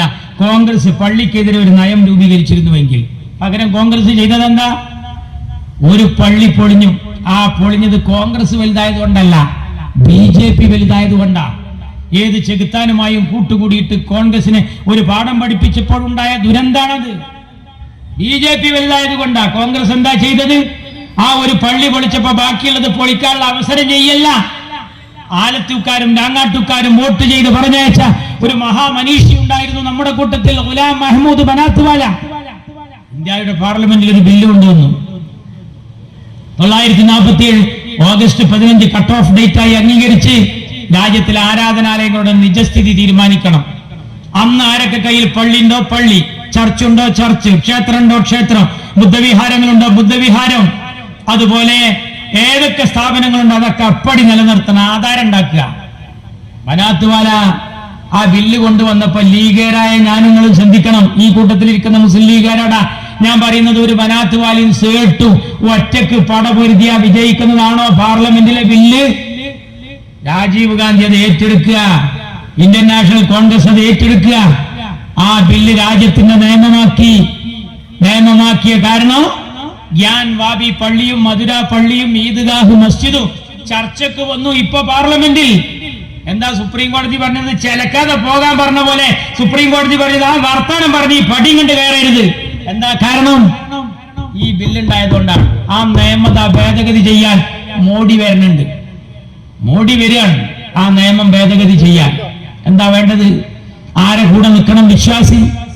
ഒരു ഭാഗത്ത് ക്രിസ്ത്യാനികളെ അവരുടെ ബൈബിൾ കത്തിക്കുന്നു, കന്യാസ്ത്രീകളെ ബലാത്സംഗം ചെയ്യുന്നു, അതുപോലെ ക്രിസ്തീയ മിഷണറിമാരെയും മക്കളെയും ചുട്ടുകൊല്ലുന്നു. ഇപ്പൊ ഇന്നലെയും മിനിഞ്ഞാന്നൊക്കെ ആയിട്ട് രാജ്യത്ത് കാണുന്ന ചിത്രങ്ങളാണ്. ആരെയാ വെറുതെ വിടുന്നത്? നമുക്ക് തോന്നുന്നത് മുസ്ലിങ്ങളെ മാത്രമല്ല, ഗൗരി ലങ്കേഷ്, MM കുൽബുർഗി, ഇവരെല്ലാം ആരെയാ തൊടാത്തത്? ഹിന്ദുവിനെ, ക്രിസ്ത്യാനിയെ, മുസൽമാനെ ആരെയും വിടുന്നില്ല. ദളിതനെ, പിന്നോക്കക്കാരനെ എല്ലാം ഇവരുടെ ലക്ഷ്യ. പിന്നെ ഏത് ഹിന്ദു മതത്തെ കുറിച്ചാ മോഡി പറയുന്നത്? മോഡി പറയുന്ന വർത്താനൊന്നും ഭാരതത്തിന് പറ്റിയതുമല്ല, മഹാഭാരതത്തിന് തീരെ പറ്റിയതല്ല എന്നുള്ളതാണ് വസ്തുത. രാജ്യത്തെ കാക്കണം. നിയമനിർമ്മാണ സഭയാണ് അവിടെ. മാഞ്ഞാളം കൊഞ്ചലാണ്ട് തീരും. അവിടെയാണ് നിയമം ഉണ്ടാക്കുന്നത്. ജുമാക്ക് പോകുമ്പോ ഒരു കൂട്ടർ ഇങ്ങനെ പോണോ, ഒരു കൂട്ടർ പിന്നെ കഴിഞ്ഞിട്ട് പോയാൽ മതി. ഉംറക്ക് പോണവർ ഇപ്പൊ പോയാലും പിന്നെ പോയാൽ മതി. വിസിറ്റിങ്ങിന് പോണവര് തിരിച്ചു വന്ന് ഇറങ്ങുമ്പോ പാസ്പോർട്ട് ഹാജരാക്കുമ്പോ പൗരത്വം നടപ്പിലാക്കിക്കണോന്ന് ബേജാറാകണം എന്ന് ആലിമീങ്ങൾ പറയാ. സമസ്ത കേരള ജമിയത്തുൽ ഉലമ പറഞ്ഞു, സംസ്ഥാനയുടെ നേതാവ് ജബ്ബാർ മൗലവി പറഞ്ഞു, അതുപോലെ കബീർ ബാക്കവി പറഞ്ഞു, സിംസാറുൽ ഹക്ക് മൗലവി പറഞ്ഞു, ഹുസൈൻ മടവൂര് പറഞ്ഞു, അബ്ദുള്ള കോയ മദനി പറഞ്ഞു, MI അബ്ദുൽ അസീസ് മൗലവി പറഞ്ഞു. സംസ്ഥാന കേരള ജമിയത്തുൽ ഉലമ കൂടാതെ ദക്ഷിണ കേരള ജമിയത്തുൽ ഉലമ, അഹ്ലെ ഹദീസ്, അഹ്ലെ ഖുർആൻ, തബ്ലീഗ് ജമാഅത്ത്, എല്ലാ മതസംഘടനകളും പറഞ്ഞു. എല്ലാവരും ഈ കാര്യത്തിൽ ഒന്നായി നിൽക്കുക. ആ രാഹുൽ ഗാന്ധിക്ക് ക്ഷീണം വരരുത് എന്നാണ് നമ്മുടെ ആഗ്രഹം. അങ്ങനെ നിൽക്കുകയാണ്. അപ്പൊ കൂടുതലൊന്ന് കൂടിയാ മതി. പക്ഷേ പ്രകാശ് കാരാട്ട് വരുമ്പോ യെച്ചൂരി തോണ്ട് ഇവിടുത്തെ മുത്താപ്പ വിളിച്ചിട്ടുണ്ട്. പക്ഷെ D രാജ അവസാനത്തെ അത്തയ്യാത്തിലാണെങ്കിൽ ഒന്ന് വന്ന് ഇരുന്ന് നോക്കി. CPI നേതാവ് മുപ്പര് ഇതൊക്കെപ്പാടെ ഇൻസൈഡൊക്കെ ചെയ്ത് പുറത്ത് മാറിയാലും ആ കമ്പിയൊക്കെ ഇട്ട് വന്നപ്പോത്തിന് അവസാനത്തെ അത്തയ്യാത്തെത്തി. അതിലിരുന്ന് ഷർത്തും പറഞ്ഞൊന്നും നോക്കിയിട്ടല്ല. അങ്ങനെ ഉണ്ടായിരുന്നു എന്റെ നാട്ടിൽ പണ്ടൊരു ചങ്ങായി. ജുമായൊക്കെ നേരം വൈകി വന്നു. അവസാനത്തെ അത്തയ്യാത്തിലായിരുന്നത്. അത്തയ്യാത്തിലാണ് അയാൾ വന്നു കൂടിയത്. ജുമായ 2 റക്അത്താ. ഒരു റക്അത്തിട്ട് പിന്നെ ഒരു റക്അത്തും കൂടി നിസ്കരിക്കണമെന്നാണ് നിയമം. അത്തയ്യാത്തിന് വന്നാൽ ജമാഅത്തായി കിട്ടാത്ത കാരണത്താൽ ഇമാം സലാം പൊട്ടിയാൽ 4 റക്അത്ത് നിസ്കരിക്കണമെന്നാണ് നിയമം. ഈ ചങ്ങായി അത്തയ്യാത്തിലാ വന്നു കൂടിയത്. കൂടെ മാത്രമല്ല, ഇമാം സലാം പൊട്ടിയപ്പോ ഓനും സലാം കിട്ടി. ഒരാൾ ഉസ്താദിനെ വിളിച്ചിട്ട് പറഞ്ഞു, ഈ പോയത്തക്കാരൻ ചെയ്ത പണിയണ്ടങ്ങൾ ഉസ്താദ് വിളിച്ചു, ഇവിടെ വേണം. എന്ത് പണി ചെയ്ത്? അവസാനം വന്ന് ഇരുന്നിട്ട് സലാം പൊട്ടി എണ്ണീച്ചു പോക്ക, 4 റക്അത്ത് കണക്ക് പ്രകാരം നിസ്കരിക്കണം, എനിക്ക് തീരെ കിട്ടിയിട്ടില്ല എന്ന്. അപ്പം പറയാ, അത് മാത്രങ്ങൾ പറയരുത്, ഞാൻ പാഞ്ഞു വന്നതിന്റെ ഉള്ളിൽ കയറി ഇരുന്നതുകൊണ്ട് അദ്ദേഹങ്ങളും കിട്ടിയത് ഒതുകൊടുക്കാൻ നിൽക്കുകയാണെങ്കിൽ തന്നെ കിട്ടൂലായിരുന്നതാണ്. അപ്പൊ പഹം ഒതുകൊടുക്കാതെ കയറിയതാണ്. ഇപ്പൊ D രാജ ആ കാലത്തിൽ കയറിയതാ. ഷർത്തും പറഞ്ഞൊന്നും നോക്കിയിട്ടല്ല. ഈ CPI ആണ് ഒരിക്കൽ പറഞ്ഞത്, ഈ പിണറായിയുടെ ഇപ്പോഴത്തെ പോക്ക് കണ്ടാൽ ഇയാൾ മുണ്ടെടുത്ത മോഡിയാണോ എന്ന് സംശയിക്കേണ്ടിയിരിക്കുന്നു. സത്യല്ലേ? ഈ ആരിഫ് ഖാൻ ഇയാളും തമ്മിലുള്ള തർക്കം എന്താ? എനിക്ക് മനസ്സിലായിട്ടില്ല. എന്താ അവര് തമ്മിലുള്ള തർക്കം? ശനിയാഴ്ച രണ്ടാളും കീരിയും പാമ്പുക, തിങ്കളാഴ്ച രണ്ടാളും ഈച്ചും ചക്കരിയ. ശനിയാഴ്ച തിരക്കൂടിയാൽ എന്തെങ്കിലും ഒരു ഓഫർ ഉണ്ടാവും, എന്തെങ്കിലും ഒരു ഓഫർ ഉണ്ടാവും. ആരിഫ് ഖാൻ നല്ല കാറിൽ പോണണ്ടപ്പോ നമ്മൾ നോക്കി, ഇതെന്താ ഈ കാറ്? അത് പിണറായി തന്നതാ. അതെന്താ കാരണോ? ഞാനൊരു തിരക്കുണ്ടായി. പിന്നെ ഇപ്പൊ നിങ്ങളിങ്ങനെ മൊഹബത്തായി, അത് അവിടുന്ന് ഒരു വിളി വന്നതാ. ആര്? മോഡി. രണ്ടാളും തിരക്ക്. എന്താ പേര് തമ്മിലുള്ള തിരക്ക് നമുക്ക് മനസ്സിലായില്ല. നമ്മൾ ഈ പാടത്ത് കുട്ടികൾ കളിക്കുമല്ലോ, പൂ പഠിക്കാൻ പോരുമോ, ആരെ നിങ്ങൾക്ക് ആവശ്യം? മറ്റാള് വിജയനെ നമ്മൾക്ക് ആവശ്യം, ആവശ്യം പടി രാവിലെ. കൊഞ്ചിയാണ് രണ്ടാളും കൂടി. നിങ്ങൾക്കറിയോ? ശനിയാഴ്ച ഇവര് വേറെ ഒരു തിരക്കുണ്ടാക്കി. ഞായറാഴ്ച ആരിഫ് ഖാൻ ഒരു മുറാദ് പറഞ്ഞു പിണറായിനോട്, എന്റെ സ്റ്റാഫില് പഴയ RSSകാരനായ ഹരി S കർത്തായെ നിയമിക്കണം. പിണറായി പറഞ്ഞു, നിങ്ങൾക്ക് ചോദിച്ചാ പോലെ, നമ്മളിവിടെ റെഡിയല്ലേ. മുൻ RSSകാരനായ ഹരി S കർത്ത ഒരു ഗവർണർ ചോദിക്കുക നാട്ടുകാരെ. അയാളെ പറഞ്ഞേക്ക് പിറ്റേ ദിവസം ഹരി S കർത്തായെ നിയമിച്ചു. നമ്മളെ കുറിച്ചിട്ട് പോയ ഒരാളുണ്ടല്ലോ, KV തോമസ്, ഡൽഹിയിൽ. അയാൾക്ക് ഒരു സ്റ്റാഫിനെ കൊടുത്തു. ഞാൻ അയാളോട് ചോദിക്കുകയാണ്, ഒരു പഴയ കോൺഗ്രസ്സുകാരനെ വെക്കുവോ പിണറായി? എങ്ങനെ? ഈ ആരെ? KV തോമസ് കാരന. KV തോമസ് പറഞ്ഞാൽ കോൺഗ്രസ് നിന്ന് 3 നേരം മൂക്കൊപ്പം തിന്നിട്ട് പിന്നെ ദഹനത്തിനുള്ള അരീഷ്ടം കൊടുത്തിട്ട്, ആ കൊടുത്ത അരീഷ്ടത്തിൽ 1 ഔൺസിൽ 1/2 മില്ലി കുറവുണ്ടെന്ന് പറഞ്ഞ് തെറ്റിപ്പോയ കാട്ടുകള്ളനാണ്. ആ KV തോമസിന് ഒരു പഴയ കോൺഗ്രസ്സുകാരനെ സ്റ്റാഫാക്കി വെക്കണം എന്ന് പറഞ്ഞാൽ പിണറായി സമ്മതിക്കും? നിങ്ങൾക്ക് തോന്നുന്നുണ്ടോ? വെക്കൂല. അവൻ പഴയ കോൺഗ്രസ് എന്നാ പറയാ. എന്നാൽ ഹരി S കർത്താര പഴയ RSS നിയമിച്ചുട്ടോ. പഴയ വിജയനാണെങ്കിൽ തൊടൂല. ഇപ്പത്തെ വിജയൻ തൊടല്ല, തലോടും. എന്താ കാര്യം? ഇപ്പത്തെ വിജയന് ഒരു തട്ടുമുട്ട് തീരാണ്ട്. അതെന്താന്നറിയോ? Lavalin case തീരാണ്ട്. നിങ്ങൾ അറിയണം, ഈ ഒറ്റ ലാവലിൻ വെച്ചാണ് ഇന്ത്യ സഖ്യത്തിൽ പിണറായി കയറാത്തത്. ഈ ഒറ്റ ലാവലിൻ വെച്ചാണ് നരേന്ദ്രമോദി എല്ലാം വസൂലാക്കുന്നത്. ഇതുകൊണ്ട് പിണറായിക്ക് എന്താ ലാഭം? കൂട്ടുകെടുക്കാതെ ജയിച്ചിലാവും. ഇന്നലെ രാഹുൽ ഗാന്ധി ആൺകുട്ടിയെ പോലെ ഞങ്ങളെ പുലിക്കുട്ടി കോഴിക്കോട്ടെ കടപ്പുറത്ത് വെച്ച് ചോദിക്കുകയാണ്, കെജ്രിവാളിനെ തൊട്ടു, ഇന്നോരെ തൊട്ടു, ഇതൊക്കെ തൊട്ടിട്ട് എനിക്ക് മനസ്സിലാകുന്നില്ല, ഇയാളെന്താ തൊടാത്ത്? എന്താണ്, വെറുതെ ചോദിച്ചതാണോ? വെറുതെ ചോദിച്ചതാണോ? ഈ കോൺഗ്രസ് നിങ്ങൾക്ക് മധുരയിൽ നിങ്ങളുടെ വെങ്കടേശൻ അരിവാൾ ചുറ്റിക നക്ഷത്രത്തിൽ മത്സരിക്കുന്ന പോസ്റ്റർ ഒന്ന് നോക്ക്. പുഞ്ചിരിച്ചിരിക്കുന്ന ഒരു ചിത്രമുണ്ട്. അതെന്താണെന്നറിയോ? രാഹുൽ ഗാന്ധിയുടെ ചിത്രം. ആ CPI നിങ്ങളോട് പറഞ്ഞത്, ഇത് കൂട്ടിട്ട മോഡിയാണെങ്കിൽ ഇയാൾ മുണ്ടെടുത്ത മോഡി. പക്ഷെ CPI ഇപ്പത് പറയില്ല, പേടിക്കുകയാണ്. CPI എങ്ങനെ ഒരു വർത്താനം പറഞ്ഞാൽ CPM ഒരു നോട്ടം നോക്കിയാൽ മതി, പിന്നെ മുണ്ടൂല. ഒരു മുഴുകുടിയനായ എന്നും പേറുണ ഭർത്താവിന്റെ അടുത്ത് ഒരു പെമ്പർന്നോള് കഴിയണ പോലെയാണ് CPMന്റെ അടുത്ത് കഴിയുന്നത്. അങ്ങനെ ഉണ്ടല്ലോ, നല്ല കുടിക്കണ എന്നും തല്ലണ പുതിയാപ്പളിന്റെ അടുത്ത് പെമ്പർന്നോള് നിൽക്കണ ഒരു നിപ്പുണ്ട്. അങ്ങനെയാണ് CPMന്റെ അടുത്ത് നിൽക്കണം. അങ്ങനെ നിൽക്കണ പെമ്പർന്നോളി CPIന് ഞാനിപ്പോ കുക്കറിനോടാണ് ഉപമിക്കാറ്. കുക്കർ, അടുക്കളയിലെ കുക്കർ. നെസ്റു, ഈ കുക്കറിന്റെ പ്രത്യേകത എന്താണെന്നറിയോ? മുകളിൽ നിന്ന് കടുത്ത സമ്മർദ്ദം ഉണ്ടായിട്ടും അടിയിൽ നിന്ന് തീ ആളി കത്തിയിട്ടും എത്ര സമാധാനപരമായാണ് മക്കളെ അത് വിസിലടിച്ച് കഴിഞ്ഞു പോയിരുന്നത്. വല്ലാത്ത വരവല്ലേ? ആ കോലത്തിലാണ് CPMന്റെ അടുത്ത് നിൽക്കുന്നത്, ഇവര് നിൽക്കുന്നത്. ഞാൻ ചോദിക്കുന്നു, ഈ രാജ്യത്ത് അപകടകരമായ ഒരു സ്ഥിതിവിശേഷം വന്നിട്ട് എന്താ നോക്കി നിൽക്കുന്നത്? അനങ്ങുന്നില്ല. ബദലാവാൻ നോക്കിയവരൊന്നുമില്ല. ജനതാദളുണ്ടോ? NT രാമറാവുവിന്റെ കക്ഷിയുണ്ടോ? പക്ഷെ നമുക്കൊരു ശുഭപ്രതീക്ഷയുണ്ട്, നമ്മൾ അധ്വാനിച്ച കിട്ടും. 40 ഇന്ത്യ ഭരിക്കുന്നത്, 60 പുറത്തിരിക്കുക. 60 പുറത്തിരിക്കാൻ കാരണം 60 ചെറുതായത് കൊണ്ടല്ല, 60 3 20 വേറിട്ടിരിക്കുന്നത് കൊണ്ടാണ്. അതിനെ ഒത്തൊരുമിപ്പിക്കുകയാണ് പാണക്കാട് തങ്ങളും രാഹുൽ ഗാന്ധിയും കുഞ്ഞാലിക്കുട്ടി സാഹിബും നമ്മുടെ നേതാക്കളെല്ലാം. ആ ഇന്ത്യ സഖ്യത്തെ ഒരു മാലയിൽ കോർത്ത മുത്തുമണികളെ പോലെ ഒന്നിച്ച് എല്ലാവരെയും സ്വരുക്കൂട്ടി വന്ന് രാജ്യത്തിന്റെ ജനാധിപത്യത്തെയും മതേതരത്വത്തെയും കാക്കാൻ വേണ്ടി ആവനാഴിയിലെ അവസാനത്തെ അസ്ത്രവും ചെയ്യാൻ വേണ്ടി പ്രിയപ്പെട്ട രാഹുൽ ഗാന്ധി ജീവൻ പണയം വെച്ച് ആ പ്രിയങ്കയെയും കൂട്ടി വരികയാണ്. ഞാൻ ഉറച്ചു വിശ്വസിക്കുകയാണ്, ഇൻഷാ അല്ലാഹ് ഈ ഗവൺമെന്റ് അധികാരത്തിൽ വന്നാൽ തീർച്ചയായും നമ്മുടെ കേരളത്തിന് ഒരു പ്രധാനമന്ത്രിയെ കിട്ടാൻ പോവുകയാണ് പ്രിയപ്പെട്ട രാഹുൽ ഗാന്ധിയിലൂടെ. നെഹ്റു കുടുംബം ഇന്ത്യ ഭരിച്ചപ്പോ നെഹ്റു മന്ത്രിസഭയില് തൊപ്പിയിട്ട, ഇതുപോലെ മീശയുള്ള, താടിയുള്ള, വിവരമുള്ള, മക്കയിലെ ദഹ്ലവി കുടുംബത്തിൽ ജനിച്ച, പരിശുദ്ധ ഖുർആൻ തഫ്സീർ എഴുതിയ മൗലാന അബുൽ കലാം ആസാദിനെ വിദ്യാഭ്യാസ മന്ത്രിയാക്കിയ കോൺഗ്രസ്. ഞാൻ എന്റെ ഖൽബ് കൊണ്ട് ആഗ്രഹിക്കുകയാണ്, രാഹുൽ ഗാന്ധി അങ്ങനെ പ്രധാനമന്ത്രിയായാൽ നമ്മുടെ പൊന്നാനിക്ക് അതുപോലെ അബ്ദുൽ സമദ് സമദാനി എന്നൊരു മനുഷ്യൻ മന്ത്രിയായി കിട്ടട്ടെ എന്ന് ഞാൻ ഖൽബ് കൊണ്ട് തഹജ്ജുദിൽ തേടി പ്രാർത്ഥിക്കുകയാണ്. നമ്മൾ അധ്വാനിക്കണം. നമ്മൾ ഈ തെരഞ്ഞെടുപ്പിനെ നിസ്സാരമായി കാണണ്ട. ആദ്യം നമ്മളെ പെരയിൽ ചോദിക്കണം പെണ്ണുങ്ങളോട്, പ്രാവശ്യത്തെ വോട്ടെങ്ങോട്ടാണ്. കാരണം അളിയൻ ചിലപ്പം തിരിച്ചിട്ടുണ്ടാവും, അളിയൻ നില തിരിച്ചിട്ടുണ്ടാവും. കാക്കണം. പല വിളിയും വരികയാണ്.